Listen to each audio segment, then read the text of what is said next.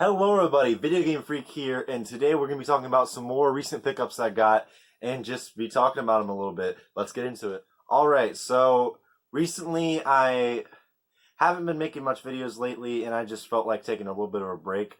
So I did, and I've recently got a bunch of crap, not like a serious amount of stuff, but some decently cool stuff that I want to talk about. So first things first, I got a bunch of, I went to Video Game Express's, which is pretty much, I think, my favorite game store. It's really good. I got a bunch of untested systems, which this Gamecube, as you can tell, I already cleaned it up, fully taken it apart. Like, you could look in the fan, there's like no dust. It was fully full of dust. This thing was like disgusting, but it was in good condition. Now, these silver Gamecubes usually have a bunch of scratches and stuff, and this does not. And it has all the back ports, so I'm going to wait till I find a working silver one, even if it's just all scratched up. If it doesn't have all of them busted up, I could totally use parts for this, and I got this for like $5, and it was sweet. Also, another thing I got, which I've been looking for a while, is I've been really getting into 360. My collection of 360, as you can see back there, has been getting a lot bigger. And I like that a lot. I have like, it's the most games I have for any system right now is 360. I think I got like around 150, which is a lot for me at least. And I got an Xbox, because I've been wanting another Xbox just to have another 360 just in case this one goes bad. But I didn't want to go spending a bunch of money for it. I got a white Xbox 360 Slim. And I've really been wanting the white one because the one I have that I use all the time is the black 360 Slim, which is the same exact shape. It's just black. And this one was untested as well. And this thing is, I'm not even joking when I say this, this was the dustiest system I've ever cleaned. When I took this thing apart, popped off the shell and everything, it had so much dust in it. I'm not even joking. There was this much dust, hair, and stuff in it. And the main problem that was wrong with this one, I got this one working a little bit. It's complicated. I'm going to go into it a little bit. Is that I took it apart and everything just looked dusty, but it looked fine. Like there was nothing wrong with it. And when I put it in a disc, and I took out the disc drive gets a little stuck sometimes. But besides that, when I took out the disc drive for the first time, dust flew out of it.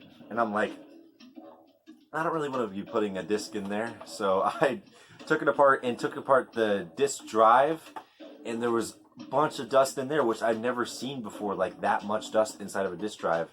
And it was horrible. The laser, you couldn't even see it. You had to move all this dust out of the way. And when I took out all the dust, cleaned this thing, it took me about 2 hours just for dusting it, just to like clean the inside of it and the outside and the exterior shell. The exterior shell is honestly really scratched up. You probably can't tell in there in the video. It honestly looks really good in the video, but it is really scratched up, but you can't really tell unless you look at it in the light.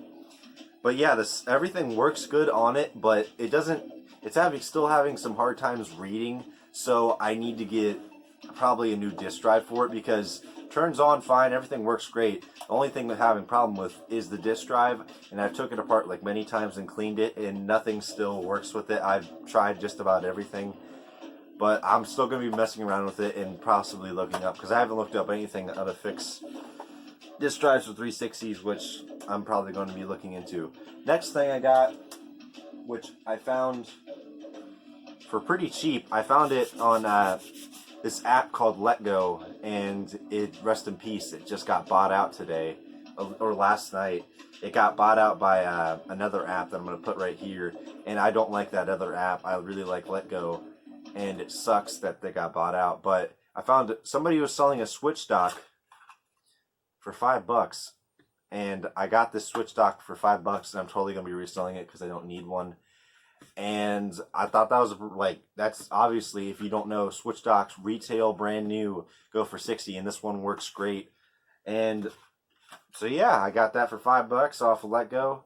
And yeah, now I can't sell or get anything off Let Go anymore, so I'm about to sell that to a game store. And I don't really want to be shipping stuff right now, and I don't want to be doing all that. But another thing I got from Video Game Express was a game that I've been looking for almost a year now, and I'm so glad I have it. I could have gotten it a long time ago if I just bought it online, and I could have done that with a lot of games, just purchasing them online. I mean, you can buy the rarest game, pretty much like the top 100 rarest games, you could buy pretty much 90% of them if you just go online and spend a bunch of money. This isn't that rare, but I haven't seen it complete in the wild at all until I saw it now. I saw it loose one time, but I didn't want to be paying like $30-35 for a loose DS game. And yes, it is The Legend of Zelda Spirit Tracks.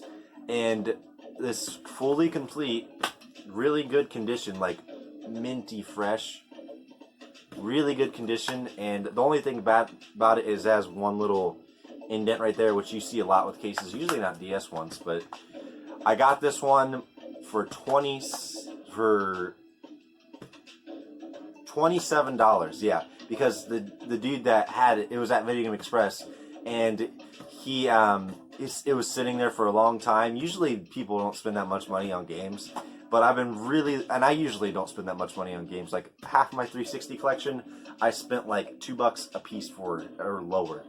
And yeah, I'm so happy to have this one because it's the second Zelda DS game on the Nintendo DS, and I can't wait to play through it. I rented this at Family Video when I was like 10, and I only played it once, and I loved it because I love Phantom Hourglass on the DS, and I highly suggest that, and I got my video up there if you want to check out some great DS games. But yes, I'll stop blabbering on about this. I'm so glad. I haven't tried it out yet. I got it like 3 days ago or something, 3 or 4 days ago, and I'm super stoked about getting this one into the collection because now I have both the Zelda games on the Nintendo DS. Alright, some other things I got that I'm just gonna say and not show because it's pretty simple. I got 2 untested NES controllers. They were really dirty, and they were $2 a piece, which is pretty good because I only have 2 NES controllers, and I might be keeping them, I might sell them, it depends who's gonna, like, what I'm gonna get for them. If somebody's gonna offer me $5 for them, I'll probably just keep them at that point. But got those. Got an NES cartridge carrier, which is pretty cool. I got 2 360 games, nothing special, just for I think like $2, like they're like $1 a piece, and I got those. And also, what I really am glad that I got, and I'm really ecstatic about, is these right here. Now, I'm going to be making a Let's Talk Wednesday about these, I promise. I said that last time I made a video. I was going to make a video about these, and I'm so glad that I found these. They were in the back room. Yeah, he lets me go in the back room, and there was, like, it's just a hodgepodge of bunch of crap back there, and there's like a bookshelf, and then I saw a bunch of records. Then I saw these 3 sitting there. And what I saw out of the corner, it was this one.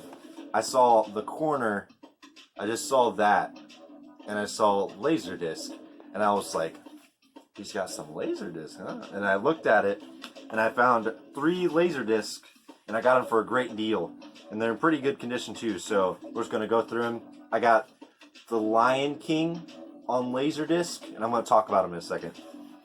I got this one just because it was, I'll tell you how much I got it for. It's really cheap, and I don't have any Laserdisc until now. It's just a basketball one. It looks pretty cool. And then my favorite one out of the bunch, Terminator 2 Judgment Day on Laserdisc. Like, heck yeah. This one is a double Laserdisc. There's 2 in each one. And you guys might be like, Laserdisc, what's that? And Laserdisc, I'm not going to go too insanely deep about them, but I'm just going to give you a little spiel unless you don't want to learn a lot about them and just want to know what they are. They were one of the first ways to watch movies at home. Before VHS, you had these. And yeah, they're these big vinyl style. They're like the size of a vinyl. And they're really cool. The only thing that sucks about these is that this is a movie, by the way, not music. and as you can tell because I just showed the movies often, but it's analog. It's not digital. If you look at it, you can kind of see some lines going through, like in a circle, like a record. Trying to get it caught there. So yeah, Laserdisc are really cool. I'm going to be making a video about Laserdisc and some other formats that I'm going to get. But I do not have a Laserdisc player yet. I've been looking for one. I've been asking everybody, annoying the crap out of them, seeing if they had any. I really want to get a Laserdisc player. But yeah, they're really cool. I honestly really like them. The quality is technically, in some specs, better than a DVD. Which you might be like, what the crap? But in some specs, like when I'm saying like that, sometimes the sound might be better than DVD, the picture might be slightly better, or something like that. But Laserdisc, everybody thinks they're crap, but I honestly, and a lot of people support Laserdisc. Not a lot, but yeah, I got these for only $1 a piece. So I think that's pretty cool. Getting these, crap, it's upside down. Getting these for only $1 a piece, which they're not worth like a lot. This one's worth like 10. This one's worth around 8. And this one I haven't looked up the price yet, but probably like Laserdisc worth, if you sell them individually and you were to buy them individually, they're about like $10 a piece if you want a good one. And yeah, this one has double Laserdisc. It's really cool. I like this one a lot, and I can't wait to watch it on Laserdisc because it's obviously. I'll go to the grave with this one. It's the best Terminator movie. A lot of people think that. And I do love the other Terminator movies, but this one is really, really cool. And yeah, I got some Laserdisc now. I'm looking for a player, and I can't wait to get one. Other pickups. Yeah, if you do remember from my last pickup video, I did get an untested Laserdisc from my sister's neighbor's house that was... it was untested and I got it totally for free, which is awesome, but I've tried everything. I've looked up videos, I've researched, I took it apart, I cleaned it, I done everything I can with it, and I plugged it in, and it's been a big brain sore, and Laserdisc players are not cheap. They retail around between $80 and $300, but $300 is kind of crazy. They usually go for around $130. $130 is like if you go on eBay and look for one, you're probably going to find them around $130, $150. But the cheapest one I found was $80, and that was like searching for a long time. And I don't really want to buy one for $80 right now, especially getting those things shipped. Shipping is kind of crazy because Laserdisc are heavy and Laserdisc players are pretty heavy too. If you remember me grunting, groaning, holding it up last time. But yeah, I just got some recent pickups. Let me think if I got anything. Okay, one other thing I got for untested systems, I got a Sega Genesis Model 2 untested for $5, which is pretty sweet, and it works perfectly. I'm going to be reselling that because I already have a Sega Genesis Model 2, and it's in great condition. And yeah, I'm just going to be selling it, not for like retail or anything. I'm just going to sell it and just make some money on it. I don't need to be selling it for like... Sega Genesis are really not that expensive, but for $5 you couldn't pass one up.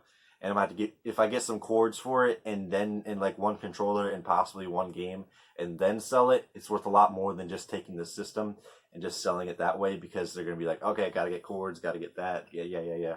But if you sell it to a video game store, they already most likely have that stuff, so they can give you a pretty decent amount. So I might just be trading it into a video game store or getting some cash for it to get something else for the video game collection.